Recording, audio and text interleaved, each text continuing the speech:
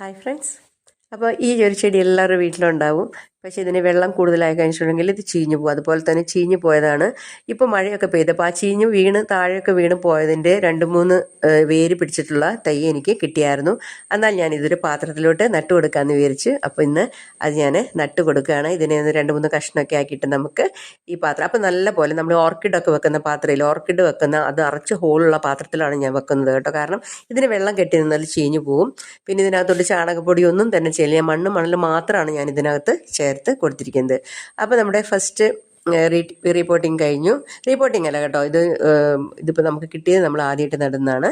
ഇനി നമുക്ക് ഇതുപോലെ തന്നെ തണ്ടാണ് ഇപ്പം ഈ വെക്കുന്ന ചെടിയും.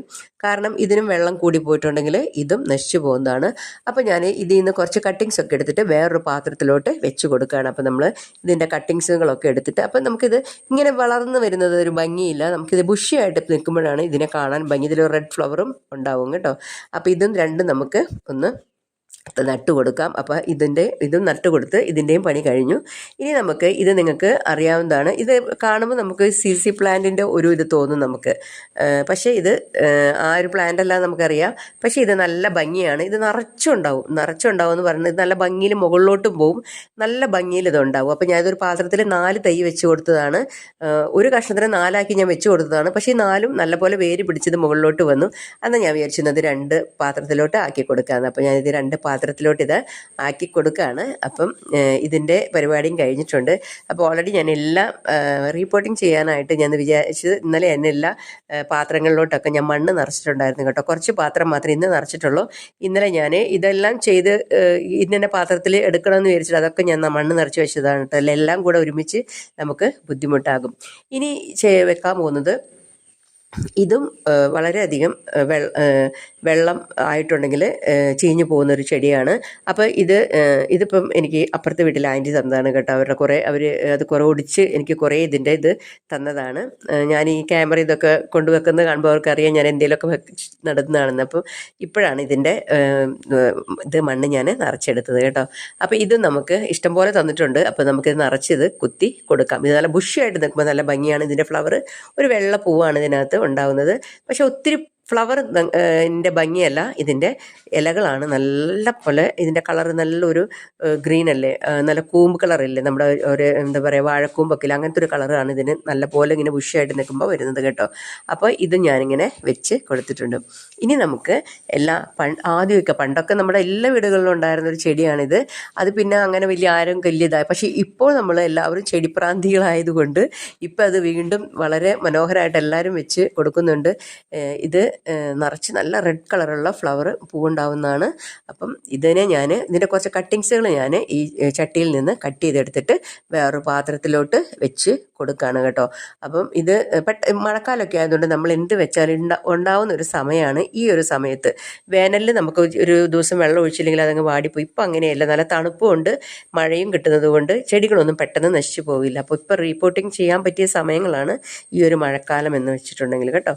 അപ്പം ഇത് ഞാൻ നട്ട് കൊടുത്തിട്ടുണ്ട്. അപ്പം ഇത് നിറച്ചുണ്ടായിട്ട് അതുകൊണ്ടാണ് കുറച്ച് നല്ല വലിയ പാത്രത്തിൽ തന്നെ വെച്ചിരിക്കുന്നത്. ഇതിൻ്റെ ഫ്ലവർ ഉണ്ടായ സമയത്ത് നല്ല ഭംഗിയായിരുന്നു കാണാൻ കേട്ടോ.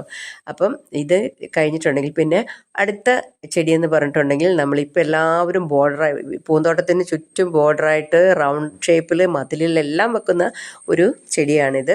അപ്പം ഇതെനിക്കൊരു കഷ്ണം കിട്ടിയതാണ്. നേരത്തെ വീട്ടിൽ ഞങ്ങളുടെ വിറ്റ വീട്ടിൽ നിറച്ച് ഞാൻ ബോർഡറായിട്ട് വെച്ചിട്ടുള്ളതായിരുന്നു. പക്ഷെ വരുമ്പോൾ അതെല്ലാം വീട് മേടിക്കുന്ന ആൾക്കാർ പറഞ്ഞിട്ടുണ്ടായിരുന്നു അവർക്ക് ചെടിയും കൂടെ തരണം എന്ന് പറഞ്ഞിട്ടുണ്ടായിരുന്നു. ഞാനിങ്ങനെ ഈ ചെടിപ്രാന്തി ആയതുകൊണ്ട് വീടിൻ്റെ ഉള്ള സ്ഥലം ഒട്ടും ഇല്ലാത്തൊരു ഇതായിരുന്നു. അപ്പം ഉള്ള സ്ഥലത്തെല്ലാം ഞാനിങ്ങനെ സ്റ്റാൻഡുകൾ പോലെയൊക്കെ അടിച്ചൊക്കെ ഇട്ട് അങ്ങനെ ഒത്തിരി ചെടികൾ വെച്ചിട്ടുണ്ട്. അവർ വീട് മേടിച്ചത് തന്നെ ആ ഒരു സെറ്റപ്പ് കണ്ടിട്ടാണെന്ന് കൂടെ അവർ പറഞ്ഞു. അതൊക്കെ കേട്ടോ ഭയങ്കര സന്തോഷമായി കേട്ടോ എനിക്ക്. അങ്ങനെയാണെന്ന് അവർ പറഞ്ഞായിരുന്നു. അപ്പോൾ ആ ചെടികളൊന്നും എടുക്കാൻ പറ്റിയില്ല. ഞാൻ പിന്നെ അവിടുന്ന് പറ്റാവുന്നതിനെല്ലാം ചെറിയ ഓരോ കഷ്ണങ്ങളൊക്കെ കട്ട് ചെയ്തെടുത്തിട്ടാണ് ഞാനിവിടെ കൊണ്ടുവന്നത്. പറിച്ചിട്ടൊന്നും എടുക്കാൻ പറ്റില്ലായിരുന്നു ഒന്നും. പക്ഷേ കട്ടിങ്സുകളൊക്കെ കുറേശ്ശെ എടുത്തിട്ട് കൊണ്ടുവന്നതാണ്. പക്ഷേ ഇവിടെ വന്നതിന് ശേഷം ഞാൻ എല്ലാം തന്നെ എനിക്ക് അവിടെ നിന്ന് ഇവിടുന്നൊക്കെ ഓരോരുത്തർ തന്നതാണ്. ഒന്നും തന്നെ പൈസ കൊടുത്ത് മേടിച്ചിട്ടുണ്ട് എന്ന് പറയാനായിട്ട് ഒരു 3 ബോഗൺവില്ലയാണ് ഞാൻ മേടിച്ചത്. അതിപ്പോൾ മഴയായതുകൊണ്ട് അതിനകത്ത് പൂവില്ല. പക്ഷേ ഞാൻ പൈസ കൊടുത്ത് മേടിച്ചെന്ന് പറയുന്നത് മാത്രമേ ഉള്ളൂ. ബാക്കി ഇവിടെയുള്ള എല്ലാ ചെടികളും ഒരു ദിവസം നിങ്ങളെ എൻ്റെ മൊത്തത്തിലുള്ള ചെടി ഞാൻ കാണിക്കുന്നതാണ്. അതെല്ലാം തന്നെ എനിക്ക് ഓരോ കഷ്ണങ്ങൾ ആരെങ്കിലും തരുന്നതോ ഞാൻ എവിടെയെങ്കിലും പോകുമ്പോൾ ഒന്ന് ചോദിച്ചാൽ ചോദിക്കാൻ മടിക്കില്ല ഞാൻ. പക്ഷെ കുറച്ചുണ്ടെങ്കിൽ ഞാൻ ഒരിക്കലും ചോദിക്കില്ല. നിറയെ നിൽക്കുന്നതിന് മാത്രമേ ഞാൻ ചോദിക്കുള്ളൂ. അല്ലാതെ കാരണം ഞാൻ ഒരു ചെടി വെക്കുന്ന ഒരാളാണ്. അപ്പോൾ എനിക്ക് നമ്മുടെ ചെടി നമ്മൾ വളർത്തിക്കൊണ്ട് വരുന്ന ചെടി എന്ന് ഒരാൾ ചോദിക്കുമ്പോൾ നമുക്കൊരു ഭയങ്കര വിഷമമാണ്. അത് പിടിച്ച് കിട്ടുന്നതേ ഉള്ളൂ, അതൊരു ബുഷിയായിട്ടില്ല. അപ്പം നമുക്കത് കൊടുക്കാൻ മടിയാണ്. അതേപോലെ തന്നെയാണ് ഞാൻ എവിടെയൊക്കെയോ കട്ടിങ്ങിൻ്റെ സമയമാവുന്ന ചെടികളിൽ മാത്രമേ ഞാൻ മേടിക്കുകയുള്ളൂ കേട്ടോ. പിന്നെ ഈ മതിലിൻ്റെ മുകളിൽ നിന്ന് ഇപ്പുറത്തോട്ട് ചാഞ്ഞ് കുറേ ചെടികൾ പൂവൊക്കെ ഉണ്ടാകാനൊക്കെ അതിൽ നിന്നൊക്കെ ഞാൻ ഒടിച്ച് എടുക്കുന്നതാണ് കേട്ടോ. ചോദിക്കുന്നത് അവർക്ക് അത് എടുത്ത് കളയുന്ന ഒരു സമയമായെന്ന് ഉള്ളതിന് മാത്രമേ ഞാൻ അതിൽ നിന്ന് ചോദിക്കുകയുള്ളൂ. നമ്മൾ അങ്ങനെ തന്നെ ചോദിക്കാവൂ കാരണം ഒരു കഷ്ണത്തിൽ നിന്ന് ഒരെണ്ണം വരുമ്പോഴേ പോയിട്ട് അതിൻ്റെ ഒരു ഇളം നമ്മൾ ചോദിക്കരുത്. നിറച്ചുണ്ടായി നിൽക്കുന്നതിന് ഒന്ന് ചോദിക്കുമ്പോൾ തരുന്നതിന് ഒരു ബുദ്ധിമുട്ടും ഉണ്ടാവില്ല. എന്നാൽ നമ്മൾ തീർച്ചയായിട്ടും അങ്ങനെ നോക്കണം കേട്ടോ.